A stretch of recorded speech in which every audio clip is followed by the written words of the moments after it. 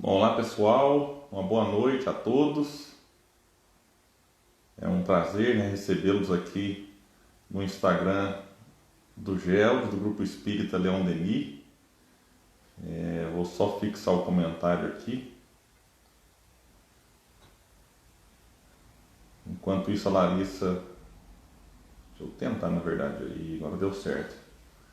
Enquanto isso, a Larissa chega para a gente falar a respeito da violência contra a mulher. É um problema antigo, mas num contexto novo. A Larissa já chegou. Vamos lá.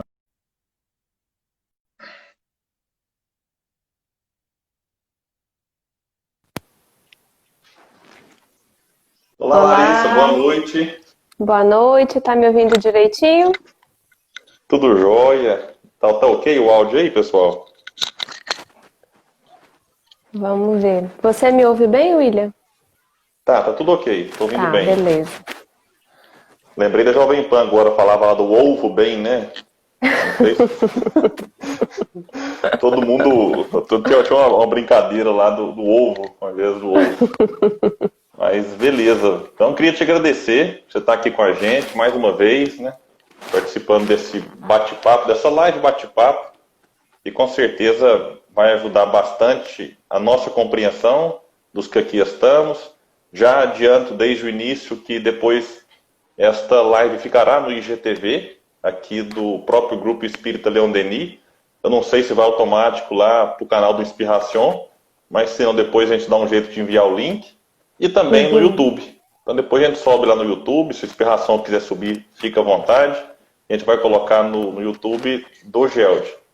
Então, eu queria agradecer a todos pela presença, né? Pedir que os bons espíritos possam nos inspirar para que o tema desta noite, que é um tema delicado, possa ser abordado de uma maneira que não apenas esclareça, mas que também nos conforte e nos mostre a gravidade do problema.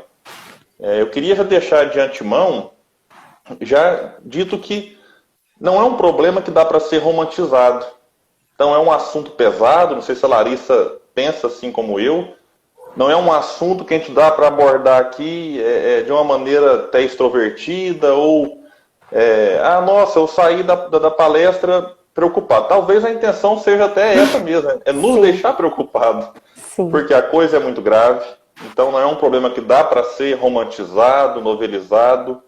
E um ponto que eu falei na live do final de semana, em que uma pergunta foi sobre isso para mim, é que eu acho que a gente precisa falar mais do assunto.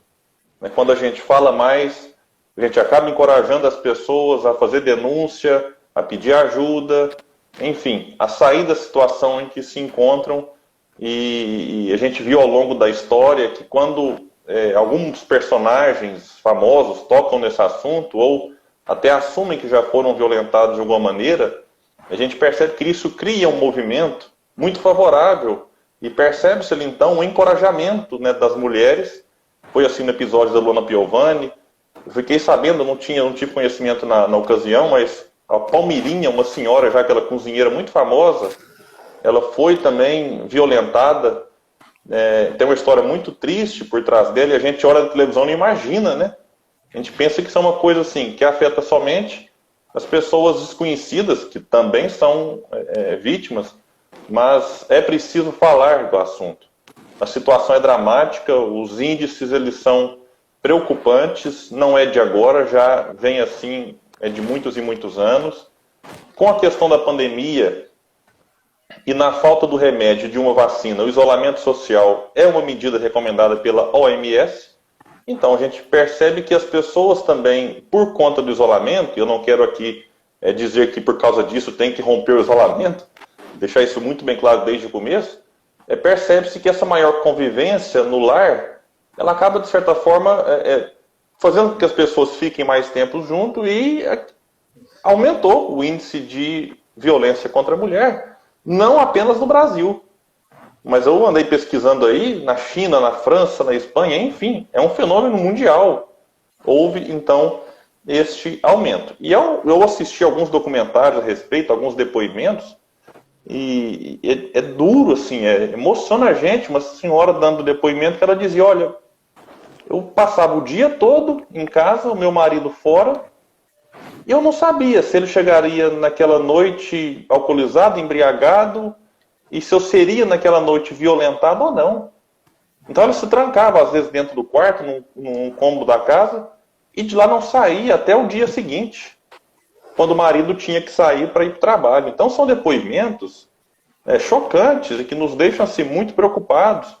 Uma outra disse, Larissa, já para te passar a palavra, é que eu achei até assim, curioso, porque ela fala, olha, eu sei que muitas mulheres se sentem incomodadas com o ronco do marido. E, de fato, não estou aqui para dizer que o ronco deve ser difícil. Mas ela dizia assim, e na minha situação, eu só me sinto em paz quando meu marido começa a roncar. Porque aí ela tinha, de fato, um sinal de que, opa, se ele está roncando é porque o sono ficou pesado. Agora eu posso dormir. Olha que contradição, né? Que situações opostas. Então, eu fiz essa introdução aqui. Agora te passo a palavra. Fica à vontade nas suas reflexões a respeito deste assunto. Então, eu vou também começar. Boa noite a todos. Primeiro, que eu fui entrando perguntando se estavam me escutando, nem dei boa noite. Obrigada, William, pelo convite, pela sugestão do tema. É importante, inclusive, que as pessoas saibam que foi você que sugeriu o tema, porque é importante, né, quando nós vemos os homens entendendo que essa não é uma questão que diz respeito só à preocupação das mulheres, mas que os homens também podem e devem se preocupar com esse tipo de questão. Então, meus parabéns, meu agradecimento por você sugerir esse tema, que eu sei ser importante para muitas e muitas pessoas, diretamente ou indiretamente envolvidas com o tema. Porque, infelizmente, a situação que a gente vive enquanto mulher é de ou já ter sofrido ou conhecer alguém que já sofreu. A estatística mostra isso, né? De que a cada 3 mulheres, uma delas ou sofreu algum tipo de violência ou conhece alguém da sua proximidade que sofreu algum tipo de violência. Então, se a gente for pensar, quando a gente às vezes olha a percentagem, fala assim, 10%, e a gente, 10%, mas quando a gente vai para essa proporção, a gente entende que, na verdade, 10% é muita coisa. Quando a gente fala em violência contra a mulher, uma primeira coisa importante da gente saber é que existem diferentes formas de violência contra a mulher. Então, inclusive, quando eu estava assistindo uma promotora que trabalha há 17 anos com esse tema, né, em uma das políticas públicas que veio após a Lei Maria da Penha, e ela estava fazendo essa distinção, que é bem interessante. Então, existe a violência contra a mulher, que é direta, né, então, assim, uma violência física, uma violência verbal, que muitas vezes acontece dentro da própria casa, mesmo fora. Existe esse aumento, mas os índices fora do cenário de quarentena, do cenário de pandemia, também são alarmantes, porque não dá pra gente achar que aumentou, mas antes era tranquilo. Não, antes não era tranquilo, né? Antes já eram dados estarrecedores, que são dados feitos com base em denúncias. E a gente sabe que se é um número grande a partir das denúncias, mas existe uma quantidade significativa de casos não denunciados. Então, a gente, na verdade, pega essa quantidade que vai para a estatística e tem ali uma desconfiança de que aquilo se multiplique por 2 ou por 3. Então, existe, por exemplo, essa violência do esposo contra a esposa, dentro de casa, do namorado contra namorado, mas existem outros dados também sobre essa violência. Então, quando a gente ouve falar, por exemplo, de abuso sexual ou de estupro, em geral, a nossa imaginação imagina o quê? Uma mulher está andando na rua e vem um homem, né, assim, e a nossa fantasia já pensa alguém muito mal encarado, a gente tem um estereótipo criado culturalmente em função disso, e aborda essa mulher, e a gente culturalmente é instigado a pensar o que essa mulher vestia, o que ela fez para que esse homem fizesse isso, né? Isso é uma questão cultural, infelizmente, ainda muito forte. Só que, pelo que os dados mostram e pela minha experiência pessoal na clínica de psicologia, eu posso te dizer, William, que eu já atendi muitos casos de pessoas que sofreram violência sexual. seja na infância, seja na fase adulta. Eu sei que existem as pessoas que estão andando na rua, ou no táxi, ou no trabalho, e acontece algo. Mas eu, pessoalmente, nunca atendi uma pessoa que tenha passado pela violência nesse sentido. Eu já atendi realmente muitos casos de abuso sexual e todos os que eu atendi, que chegaram até a minha clínica, seja em diferentes cidades pelas quais eu já passei, foram dentro de casa. E não foi aquela pessoa aquele amigo do pai que foi um dia lá. Infelizmente não foi, porque eu considero que é menos pior quando é alguém que foi ocasionalmente. A maior parte dos casos que eu atendi eram pessoas que moravam nessa casa, eram familiares, pais, padrastos, namorados da mãe, às vezes até irmãos não consanguíneos. É o mais comum. É o que os dados mostram e é o que a minha experiência pessoal mostra também. E isso entra também nesse índice de violência contra a mulher. De meninas, de mulheres, de crianças que acabam suscetíveis a isso e que muitas vezes passam uma vida sem nem saber direito se aquilo pelo qual ela passou foi uma violência, se sentindo culpada por achar que ela permitiu, de alguma forma ela deixou, ainda mais quando é algo que acontece na infância, é muito complicado a criança se dar conta da gravidade do que ela está passando. Então ela vive um conflito, algo dentro dela diz que aquilo não é legal, de que aquilo não pode, mas ao mesmo tempo ela tem medo, ela tem culpa, ela tem vergonha. A própria forma como a gente é educado socialmente culpabiliza de tal forma a figura feminina que mesmo quando ela está no lugar de vítima, ela acha que a culpa é dela.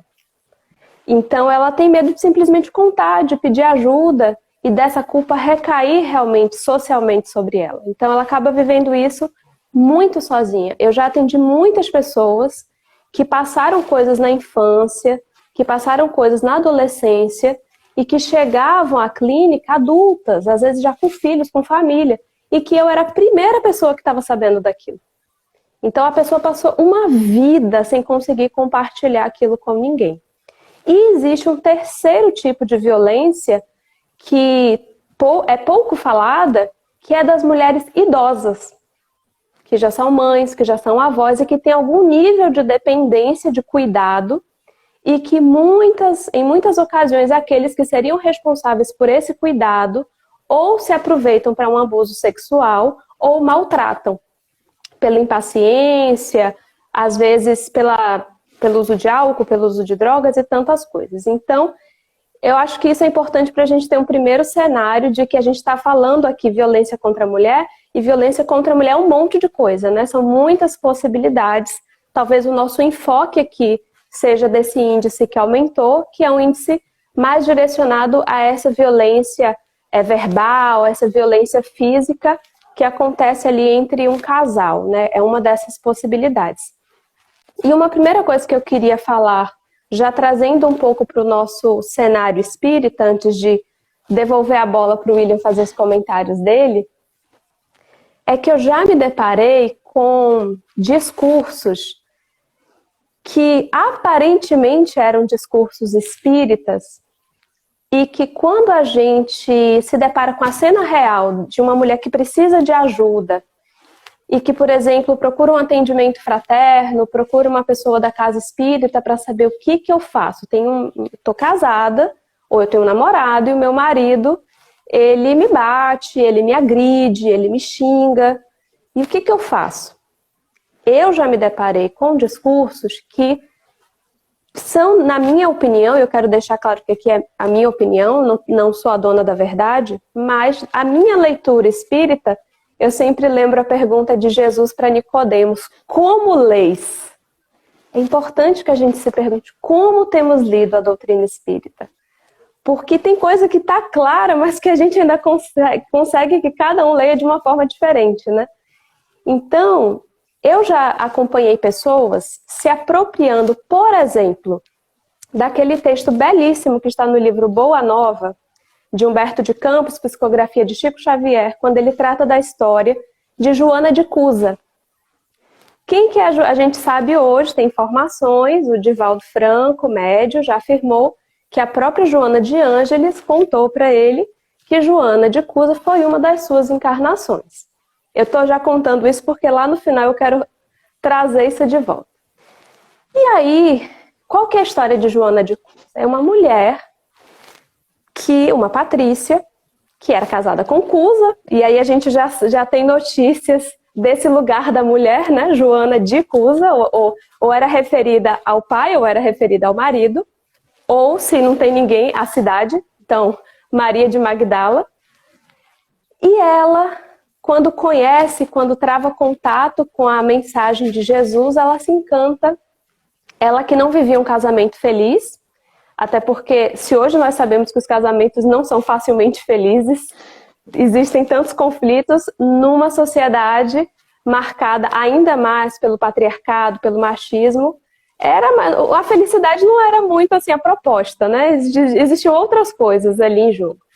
O fato é que ela descobre várias coisas em torno de Cusa, do seu marido, e ela busca Jesus com o anseio de abandonar tudo aquilo e de seguir o mestre. Ela queria seguir Jesus. E Jesus diz para ela que ela transformasse aquele amor por ele, direcionasse aquele amor para o marido dela e que ela permanecesse. Que chegaria o momento dela dar esse testemunho de amor, mas que ainda não era aquele momento. Aí vem o problema, William. E aí tem aquelas pessoas que leem esse mesmo texto, que aqui eu fiz um resumão, depois vocês pegam de vocês, vão no atendimento fraterno, vão na juventude, vão na pessoa que está lá com esse conflito em pleno 2020, tudo bem que não foi 2020 que isso aconteceu, mas assim, né, um ano desses aí, e entende que a melhor notícia que a doutrina espírita tem a dar a essa pessoa é: volte para sua casa, ame o seu marido, perdoe. Ora, gente, perdoar não significa ser conivente com o erro. Perdoar não significa permanecer esperando que a pessoa continue fazendo a barbaridade que ela está fazendo e que tenha a chance, inclusive, porque essa violência é um ciclo, nesse ciclo de violência, que ela tenha a oportunidade de, inclusive, tirar a nossa vida. Porque os estudiosos do ciclo da violência, eles vão nos dizer, pode até acontecer, existe caso de, num primeiro rompante, o parceiro já partir para uma agressão física, mas em geral não é isso que acontece. Em geral, a pessoa se apresenta, né, muito querida, muito amada, envolvente, e chega lá um momento da relação de maior intimidade, que a pessoa começa a mostrar uma personalidade mais agressiva. Isso vai crescendo, vão surgindo sinais. E por algum motivo que a gente sabe que existem questões espirituais e questões psicológicas envolvidas, essa personalidade que a gente não se iluda, nem sempre é uma mulher frágil. Não, existem mulheres que têm discursos muito fortes, mas se veem de tal forma envolvidas por esse tipo de relação que enquanto estão ali não conseguem sair daquilo. Nem sempre são mulheres com perfil submisso, às vezes são mulheres com perfil bastante forte, com temperamento bastante forte, mas que vão tendo a sua autoestima, a sua força, a sua voz minada dia a dia. Ela vai ficando sozinha, porque é muito comum desse perfil que vá aos poucos minando as pessoas que estão em volta, dizendo assim, mas aquela sua amiga, né?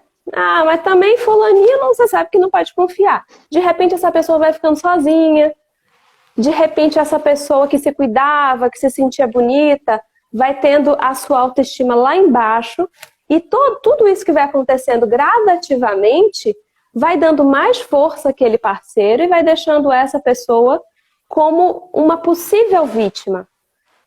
Ela tinha toda aquela força, ela vai ficando pequenininha. E de repente, ela não sabe como sair daquela situação. Ela vai sentindo necessidade. Quando chega uma situação real de uma agressão psicológica mais forte, de uma agressão física, aí ela entra num outro momento, que é o medo. O medo do que pode vir depois daquilo e a vergonha. Como que eu vou contar para aquelas minhas amigas que até me alertaram, que até perceberam que tinha alguma coisa? Eu falei, não, de jeito nenhum. como eu vou dizer que eu me submeti a isso? Como eu vou dizer que eu permiti que isso acontecesse? Então, vem vergonha, vem culpa, porque a agressão psicológica ela é muito poderosa. A gente não imagina o poder que tem a agressão psicológica, ainda mais quando tem sentimentos envolvidos. E aí, continuando com essa questão da perspectiva espírita, vamos parar para pensar. Se eu permaneço nesse ciclo de violência, permitindo que chegue a uma agressão física, que depois chegue no que os estudiosos chamam de lua de mel, que é quando aquele algoz diz que não, eu me arrependo, olha, eu vou mudar, você é a mulher da minha vida, vai ser tudo diferente. Aí ela, nossa, eu vou perdoar, eu sou cristã, vai dar tudo certo. Aí ela perdoa. Mas perdoa não se distanciando, porque a gente tem sempre a opção de perdoar e se afastar. Quem disse que a gente tem que perdoar e continuar do lado, esperando que a coisa piore? E aí, sabe o que acontece? Quando eu permaneço ali, mesmo depois de ter tido provas da gravidade da situação, eu dou a chance não apenas de passar por coisas que talvez eu não precisasse passar, que talvez não estivessem programadas para a minha experiência, que são fruto do livre-arbítrio, e aí eu ainda complico a situação do outro. Vocês já pararam para imaginar que, às vezes, a melhor prova de amor que a gente pode dar para alguém, porque tem amor envolvido, tem sentimento envolvido, é se afastar para o outro não fazer mais besteira do que ele está fazendo? A gente, às vezes, acha que prova de amor é permanecer do lado, mas se o outro está doente, se o outro está desequilibrado, se o outro está fazendo coisas que depois ele mesmo diz que não lembrava, porque acontece isso, não, eu fiz isso, não fiz isso não. Você fez, não fiz isso, jamais faria isso. Então, eu queria jogar a bola para o William, mas deixando essa proposta que talvez assim, cause muito burburinho em alguns companheiros, mas eu acho que a gente precisa desconstruir alguns conceitos em torno do amor, em torno do que seja o perdão, porque esse mesmo espírito chamado Joana de Cusa, que naquele momento, que não era qualquer espírito, que tinha condições naquele momento de permanecer ao lado de Cusa, ali se trata da proposta de vida dela, do momento dela e das condições dela. Mas a gente vai ver em outros momentos, outras encarnações em que esse mesmo espírito vai trazer uma proposta bastante inovadora, mesmo em pleno 2020. Isso aqui eu vou deixar para falar depois e vou jogar a bola para o William. É interessante você falar das formas de violência, e eu gostaria até de fazer agora uma salada, porque é comum acontecer várias formas de violência no mesmo episódio. Então a gente pode ter uma violência sexual, né, no momento ali de uma intimidade da relação sexual, há um problema e uma violação, por exemplo, da mulher dizer não, não. Né, e o homem queria um sexo sem consentimento. Eu estava ouvindo uma palestra hoje, o palestrante colocou uma coisa que é importante, que é quando o homem proíbe a mulher de exigir o preservativo, isso é uma violência. Quando o homem obriga a mulher a fazer o aborto, é uma violência. Quando ele joga ela para a prostituição, e isso acontecia até pelos próprios pais, em algumas situações talvez ainda aconteça hoje, enfim. E diante de alguma represália da mulher, de alguma resistência, aí se pode ter, a partir de uma violência sexual, a violência física, que é o espancamento mesmo. E vinculado nisso tudo, dá para colocar até a violência psicológica, né? Que é a depreciação, a humilhação, a chantagem emocional, a culpa, jogando a culpa toda na mulher. Então, você tem aqui uma série de possibilidades, todas elas meio que entremeadas uma na outra. E essa ideia do homem, né, do macho alfa, do controle excessivo da mulher, de que tem que definir até a roupa que a mulher veste, se pode se maquiar, se não pode se maquiar. Enfim, Larissa, eu não sei se é o meu ou se é o seu foninho está raspando. Será que é o meu? Eu acho que foi. mas vamos tentar.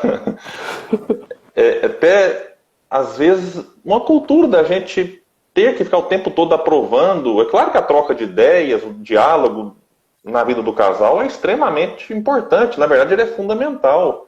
Mas ainda existe aquela ideia de que o homem deve definir tudo em relação à mulher. Então, essa é uma ideia que a gente tem que também deixar um pouco claro. Desconstruir, né? Desconstruir essas ideias, E é bom falar um pouco das causas, porque aqui também vai ter questões, né, espíritas, como você já colocou algumas questões espirituais, mas é muito comum observar nas causas de violência a questão da embriaguez. O alcoolismo está muito vinculado a atitudes violentas num aspecto geral da sociedade e também nessa questão em relação à mulher. Mas a gente pode observar também ciúme excessivo. A pessoa não está alcoolizada, mas ela tem um ciúme doentio e, de alguma forma, resolve violentar a mulher por conta disso e outros sentimentos, né, inferiores. Problemas sexuais, problemas mentais. E você pode também fazer aqui uma salada. Indivíduo embriagado, enciumado, com problema sexual e com problema mental. Então, não existe um fator, ou talvez existem em alguns casos que sim, mas vinculado a isso tudo, a gente pode jogar a questão espiritual, que pode estar vinculado aqui nesses 4 tópicos que eu coloquei, não como causador inicial, que a gente tem que lembrar que Allan Kardec coloca que o obsessor é por nós atraído. E ele simplesmente aproveita uma brecha que nós damos, que nós deixamos. Então, vinculado ou potencializando todas essas causas que eu citei, aí entra o fator espiritual, em que espíritos inferiores que querem a destruição daquele lar, daquela família, ou inimigos, né, específicos, né, daquele que se envereda por esses caminhos, né, tortuosos da vida, eles simplesmente se aproveitam dessas situações e inflamam, potencializam aquilo, e a coisa às vezes pode fugir de controle. Então é importante a gente não esquecer e não olhar apenas sob o ponto de vista material do fenômeno, mas trazer a questão espiritual, que eu acho que ela é fundamental. E William, na atualidade, pode falar. Só uma coisa a mais, dentre esses fatores que você citou, que é algo que atravessa esses fatores, que faz o homem, por exemplo, se tornar possessivo, ou se autorizar a fazer certas coisas, ou dizer certas coisas estando embriagado, ou com influências espirituais, que é o fator cultural. Então, a base, o ponto ali nevrálgico dessas questões todas, é uma cultura que coloca a mulher como um objeto, como uma posse. Mesmo hoje que a gente não tem essa questão do nome, como dissemos, né? Não é mais Larissa de alguém, mas nós ainda temos, por mais que a gente ache que não, por mais que a gente ache que superou, isso não foi superado ainda. A gente ainda tem uma cultura muito forte que coloca a mulher como se ela necessitasse dessa proteção. Então, necessitando dessa proteção, é como se ela fosse uma posse de alguém, uma posse do pai, uma posse do marido. Os próprios homens, culturalmente, também sofrem com isso. Essas questões das quais a mulher sofre, o homem acaba que sofre também. Porque ele acaba também ficando numa postura de que não pode sofrer, de que não pode ser frágil, de que não pode isso, de que não pode aquilo, que traz um peso também. E a forma de reagir muitas vezes a isso não é positiva. Porque se essa mulher é minha posse, então o que também vão pensar de mim se eu perco? Se ela fica com outro homem? Se ela isso? Então o homem vai também crescendo com toda essa assombração, digamos assim, de tudo que ele tem que provar, ele tem que estar sempre provando a sua masculinidade. Então ele vai crescendo ele com uma sombra de uma masculinidade muito tóxica, de uma competição em relação aos outros homens, e a forma de muitos deles, por questões variadas, incluindo a espiritual, de reagir a toda essa cobrança também, é fortalecendo ele como esse lugar de possuidor. Então é inadmissível eu escutei nessa palestra que eu falei da promotora, um discurso recorrente dos homens era assim, mas o que iam pensar de mim? Então, o que iam pensar de mim porque ela queria se separar? O que iam pensar de mim porque ela estava com outro? O que iam pensar de mim? Ou seja, ela é minha. Então, ou ela fica comigo, ou ela também não fica com mais ninguém.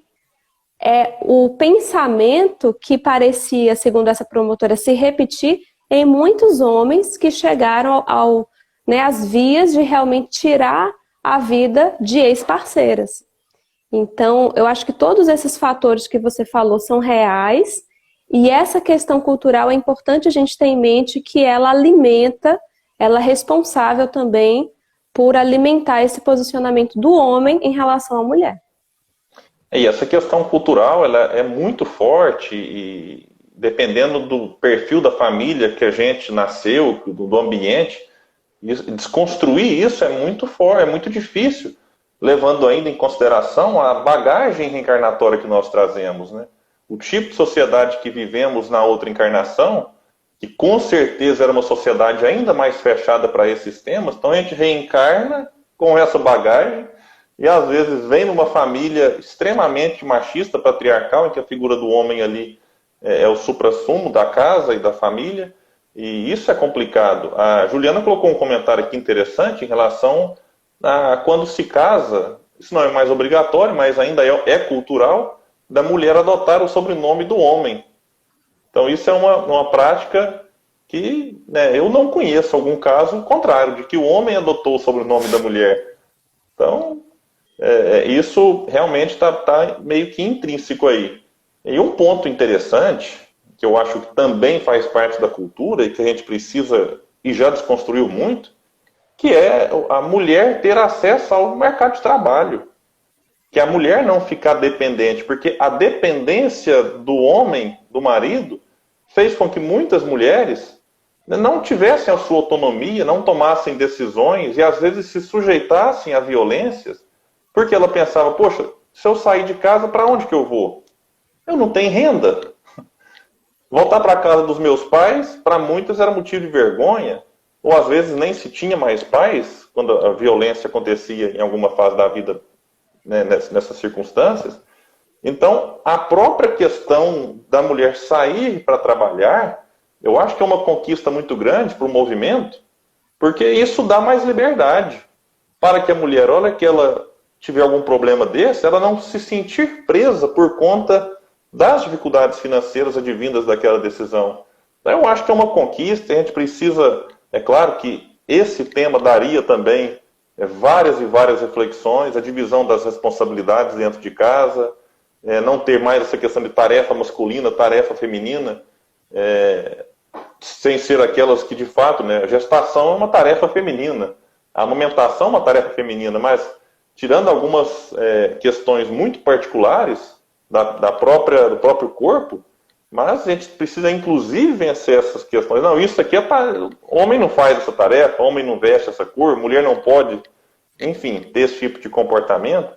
Então, eu acho que é uma questão que a gente vem avançando. Eu, agora trazendo um pouco de otimismo para a história, para a nossa palestra, ao longo da história eu percebo alguns avanços. E aí entra o papel da nossa legislação. A lei tem que, diante da nossa resistência em avançar por vontade própria, é onde a lei às vezes tem que se impor. A lei humana mesmo. Se impor, dar proteção às mulheres, enfim, criar mecanismos para que haja também aí uma redução. Porque a igualdade de salário, as pesquisas e os estudos apontam, não acontece na prática, né? A gente percebe homem e mulher fazendo, às vezes, cumprindo a mesma função. Isso é uma violência que alguns consideram como uma violência patrimonial, em que mulheres são, de certa forma, coagidas na hora de dividir herança pelos irmãos homens. Enfim, são várias e várias formas de violência. E alguns fatores, né, como a gente colocou aqui, a dificuldade financeira era o impeditivo maior. E eu queria colocar agora aqui um elemento, Larissa, até pegando a sua experiência enquanto psicóloga, do que você percebe nos seus pacientes, qual que é o reflexo da violência na mulher para o futuro? Eu só queria dar uma boa noite para o Uriel, porque se eu não desse boa noite para ele aqui, eu não aguento o resto da encarnação. Boa noite, Uriel. Seja bem-vindo. Boa noite, Uriel. Ó, boa noite duplo. Daniel que passou por aqui já. Boa noite, Daniel, atrasado. Viu? Meu cabelo tá muito belo, né? Eu elogiei ele na live de agora mesmo, lá no Espiritismo 24 horas. Eu queria aproveitar então de novo e fazer divulgação. O Uriel faz um trabalho maravilhoso no canal lá no Instagram, Espiritismo 24 horas, no YouTube, no Facebook. Então vale a pena, quem estiver acompanhando ao vivo, quem for acompanhar depois, procurem lá Espiritismo 24 horas. Eu sou fã do Uriel e do Espiritismo 24 horas. Então tá feito o merchan. Então, Larissa, quais são as consequências disso para quem foi violentado, para a família que convive? Porque às vezes a violência é contra a mãe e os filhos presenciam aquilo. Qual o reflexo disso na vida deles depois? Então, são muitas possibilidades, né? A gente pode aqui levantar algumas.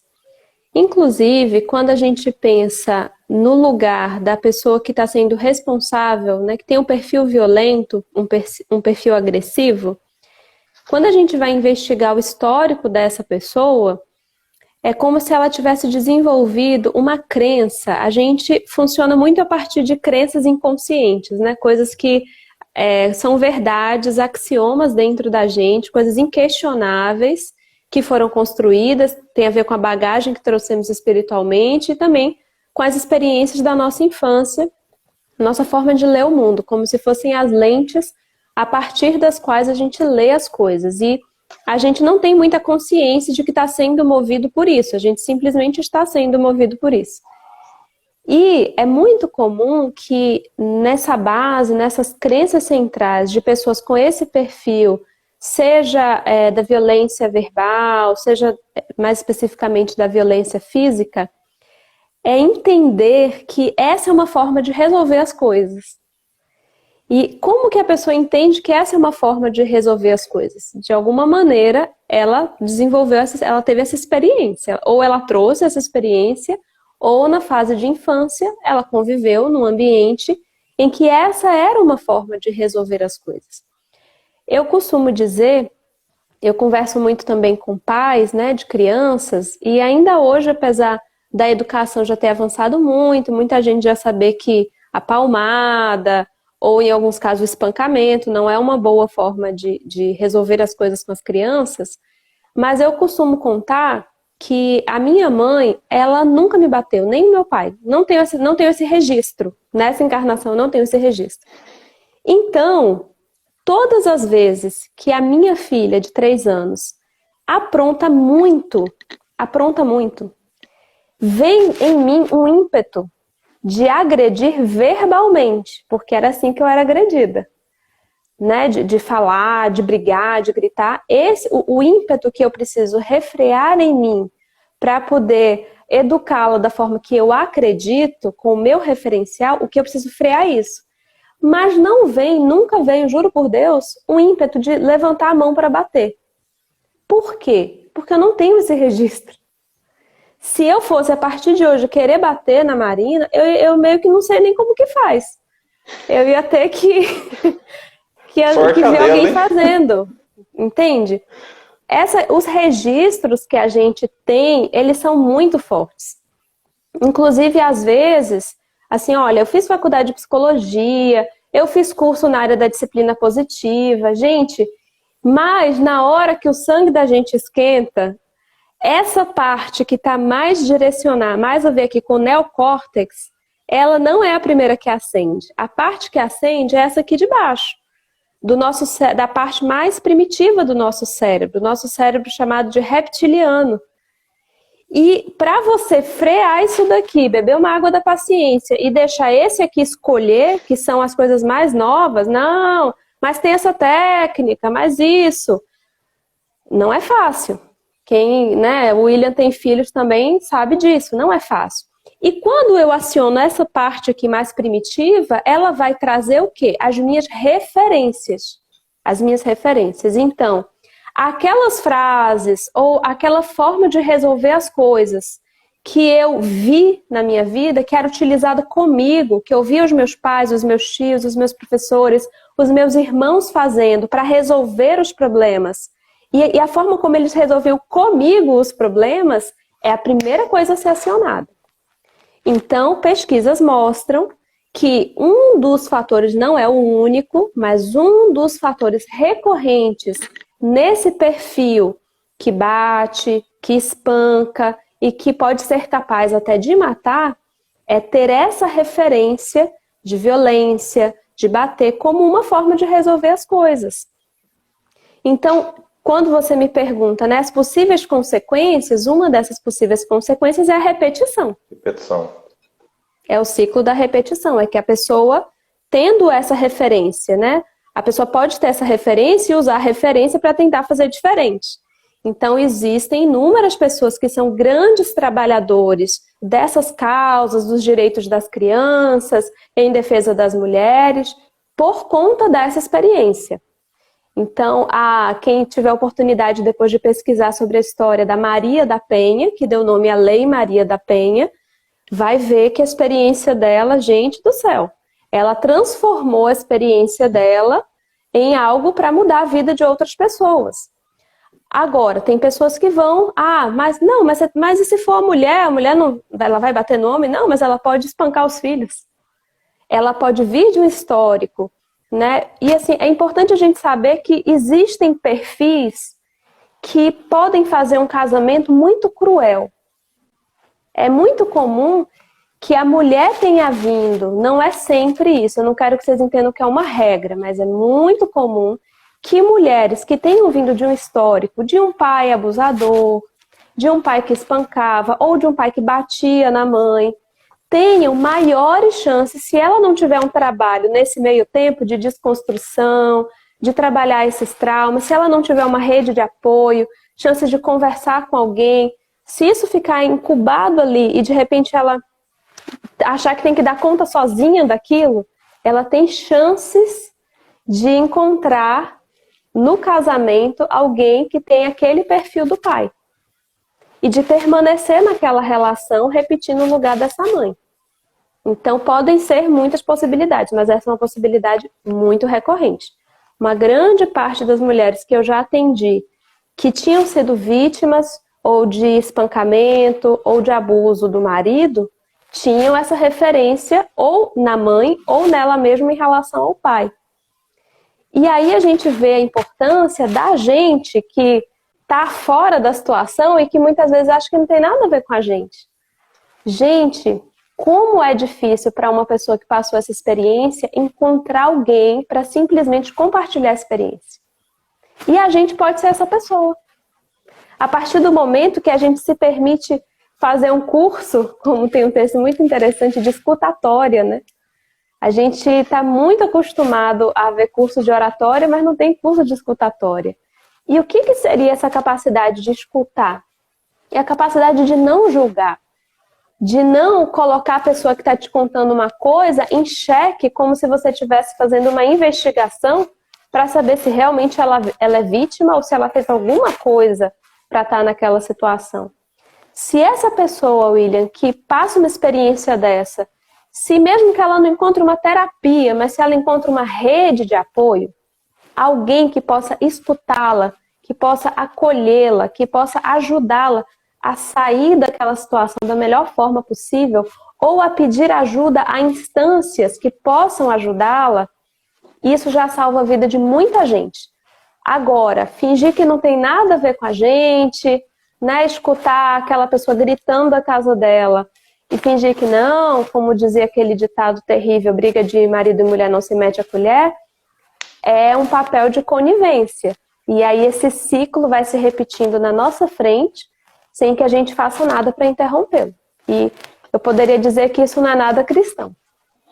E existe também, Larissa, a questão, assim, o reflexo até emocional, né? Que você citou muito bem a questão da repetição, mas há aquele caso agora de quem foi violentado na adolescência e na fase adulta já, e que mesmo que consiga se desvincular dessa relação violenta, mas ela vai agora prosseguir com uma chance muito grande de carregar traumas, bloqueios, baixa autoestima, não acredita de ter nela. dificuldade de confiar no outro. Né? Porque a gente tende à generalização. A maioria das nossas experiências, a gente vai achando que aquilo resume toda a verdade. Então, se eu, por exemplo, tive um pai assim, se eu tinha um tio que, por exemplo, quando ia na minha casa também fazia alguma coisa, e se aí eu encontro um namorado ou um marido que tem um perfil ou violento ou abusador, qual que é uma grande chance dessa pessoa? De chegar a uma generalização. Nenhum homem presta. Todos os homens são violentos. Todos os homens são abusadores, com base na experiência que ela teve. E daí a importância também, mais uma vez, dessa rede de apoio, né, da gente, porque o pior sentimento da vítima, o pior, e que pode levar inclusive a casos de suicídio, é ela sentir que está absolutamente sozinha, que é incompreendida, que não tenha quem pedir ajuda, que ninguém vai entender o que ela está passando. E nem sempre essa pessoa vai chegar num atendimento, nem sempre essa pessoa vai ter força para ir à denúncia. Muitas vezes o que pode ajudar essa pessoa a sair dessa situação e pedir ajuda a outras esferas, a ter um atendimento para trabalhar essas questões emocionais, esses traumas, é a rede de apoio. E o mais comum, William, o mais comum é que as pessoas em volta saibam mais ou menos o que está acontecendo e se omitam, infelizmente. É muito comum que as pessoas captem que, mesmo que a pessoa não chegue a dizer claramente, as pessoas captam que tem algo ali, que tem algo adoecedor naquela relação. Mas a mulher vai muitas vezes dando desculpas as mais esfarrapadas e para não se envolver na situação, as pessoas que estão em volta fingem acreditar. Entende? E o que eu queria, uma das coisas que eu queria deixar hoje para a nossa conversa é que a gente precisa entender que tem a ver com isso. A gente precisa se envolver na situação. Eu trouxe mais cedo a situação da Joana de Cusa, que é uma das encarnações das personalidades de Joana de Ângeles, mas mais à frente ela veio como Juana Inês de la Cruz, como Soror Juana Inês de la Cruz. E ela foi considerada, ela está registrada em várias revistas de literatura do México, de artes, uma grande escritora, e ela foi considerada uma das primeiras feministas, porque ela tinha discursos muito fortes, muito empoderados em relação a esse lugar da mulher. E mais na frente, já mais perto de mim lá na Bahia, como Joana Angélica, eu acho importante, tem a ver com isso que eu estou falando aqui para vocês, que é essa questão da gente achar que tem a ver com a gente, da gente se importar. A data da independência da Bahia, existe ali todo um conflito, todo um contexto bem complicado na Bahia. E quando chegam portugueses embriagados querendo adentrar o convento que ela era responsável, ela poderia simplesmente falar, o que é que eu posso fazer, Eu sou uma freira, vou fazer o quê? Eles estão armados. Entrem. Ela poderia, não poderia? Poderia. Não tem nada a ver comigo, o que é que eu vou fazer? Eu sou uma mulher frágil, freira. Mas o que ela fez? Ela se colocou à frente deles, falou, aqui ninguém vai entrar. Para vocês entrarem aqui, vocês vão ter que passar por cima do corpo de uma mulher. E eles, inclusive, vão assassiná-la. Mas por que ela fez isso? Porque ela queria morrer? Não. Porque ela se importou. Porque ela se importou. E o que eu acho que falta muito pra gente nessas situações de violência contra a mulher é se importar. Achar que tem a ver com a gente. Porque a quantidade é tão grande que todo mundo tem notícia ou desconfiança de algum caso. Então a gente não pode fingir que não sabe, ficar cheio de dedos para tocar no assunto. Às vezes, o que aquela pessoa está precisando é que alguém pergunte, que alguém seja claro, que alguém seja direto. Da mesma forma acontece com suicídio. Às vezes a gente acha que se perguntar, nossa, se eu perguntar, aí que a pessoa vai cometer suicídio mesmo. Pelo contrário. Às vezes, o que pode impedir a pessoa de cometer é falar sobre isso. Então, o que eu queria, assim, voltando aqui para o William, mas meu objetivo de hoje é trazer para a gente esse lugar de Joana Angélica. que a gente tire um pouco aquela referência de que tem que ser assim, de que, ai meu Deus, mas foram eles que programaram isso, o que que eu vou fazer? Cada um com seu planejamento, cada um com sua encarnação, e que a gente entenda que está sob a lei do livre-arbítrio. E que a gente pode sim meter a nossa colher, que a gente pode sim fazer parte daquela história e às vezes modificar os rumos daquela história. Tem um movimento aí, né, no Twitter, tem que meter a colher sim, enfim, demonstrando que a gente não tem que ter essa indiferença. Porque a Ana Paula colocou aqui agora um comentário interessante, com o André Trigueiro hoje no Papo das 9, e eu adoro o Papo das 9, acho o André Trigueiro maravilhoso. Maravilhoso. Comentou que se você presencia uma injustiça ou agressão e não toma partido de defesa, você está colaborando com o mal. Sim, nós seremos corresponsáveis do mal que nasce da nossa omissão.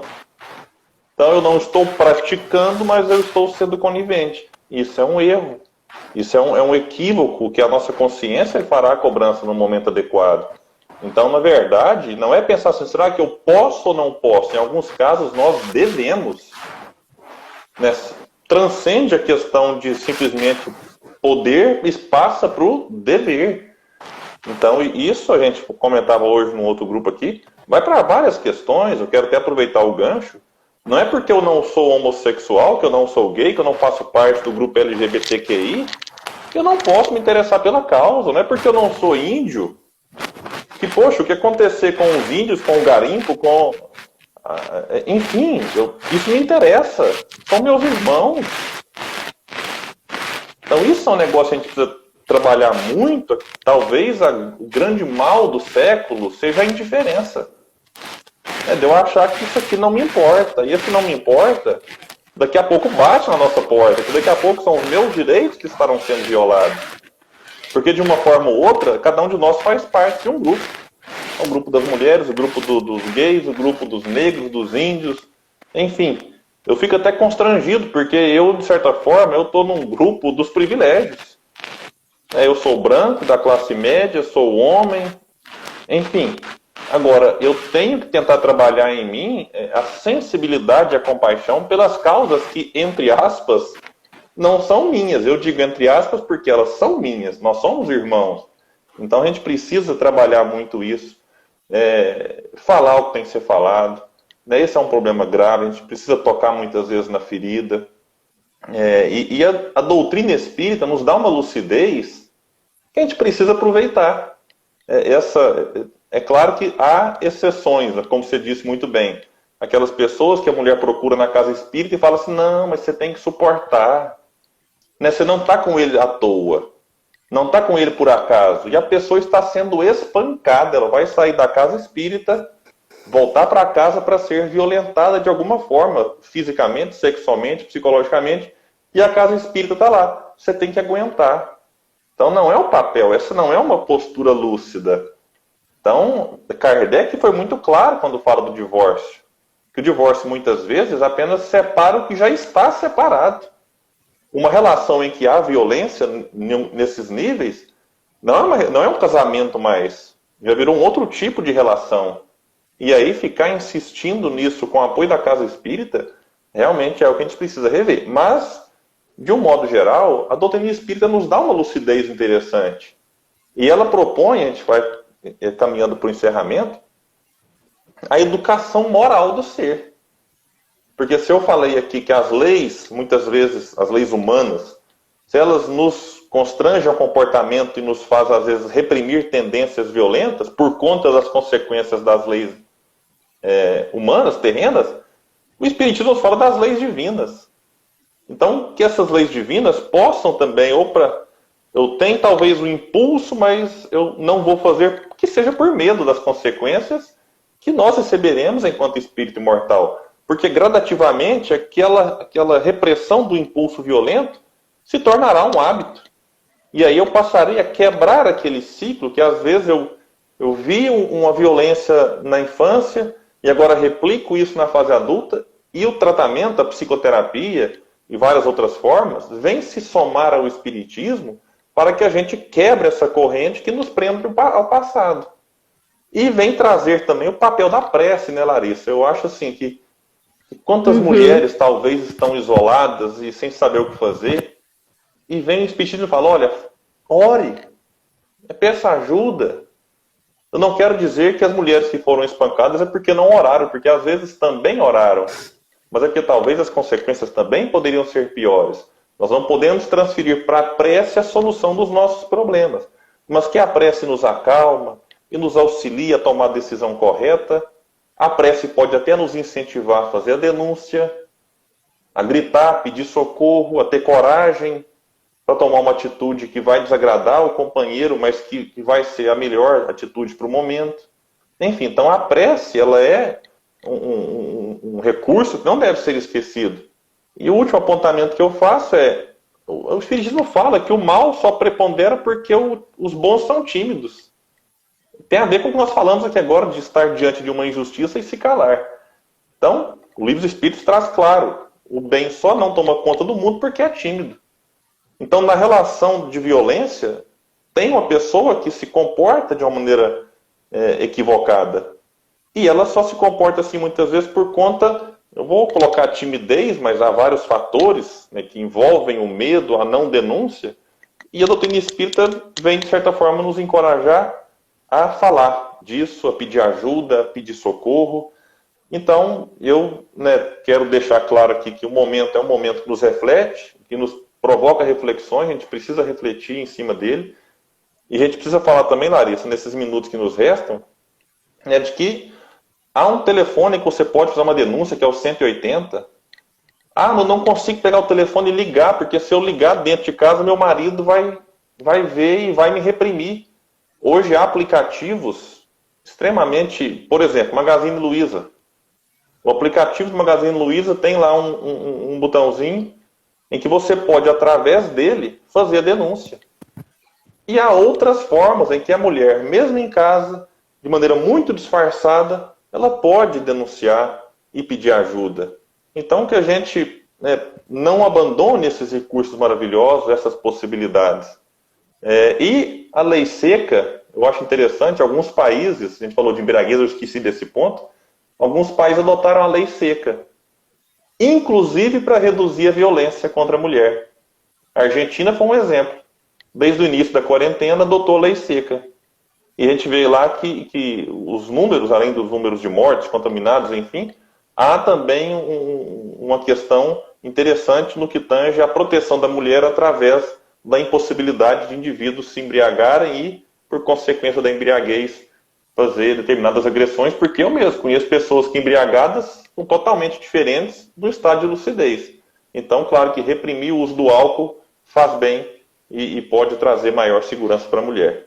Bom, então eu devolvo a palavra, nós temos 2 minutinhos, eu já faço aqui as minhas considerações finais, agradecendo a todos, e deixo para a Larissa aproveitar aí esses últimos minutinhos para deixar o seu recado final. Eu queria, então, dedicar os meus minutos finais a alguém que, porventura, esteja escutando a gente, já tenha passado por essa experiência, ou esteja passando por essa experiência. É importante a gente saber que não está sozinho. A bandeira principal da doutrina espírita é a fraternidade, é a caridade. E a gente precisa compreender o que isso quer dizer. Isso quer dizer que estamos num planeta todos necessitando dar as mãos uns aos outros. Então, se você está passando por alguma experiência difícil, de incompreensão, se você está entendendo que a culpa é sua, que você que criou isso, que você está pagando ou que você está espiando, a nossa proposta aqui nesse planeta não é sofrer, a gente está aqui para aprender. E estar numa casa sendo espancado, sendo violentado, sendo humilhado, isso não é aprendizado. A gente tem sempre a oportunidade, a possibilidade de aprender de diferentes formas. Então você não precisa se submeter a esse tipo de aprendizado. Eu tenho certeza que não é isso que Deus, que o seu anjo da guarda, que os espíritos protetores que estão aí pertinho de você esperam de você. Eles esperam que você possa aprender através do amor. Que você saiba perdoar esse ser que não sabe o que faz, mas perdoar não é se submeter ao mal. A gente pode se afastar, procurar outras formas deixar que o tempo, que as leis de Deus e também que as leis do homem possam ensinar a essa pessoa que talvez esteja doente, que vai ter também o seu quinhão de justiça e o seu quinhão de misericórdia. Mas nós aqui na Terra estamos em processo de aprendizado e não temos ainda condições de ser o anjo guardião do nosso parceiro.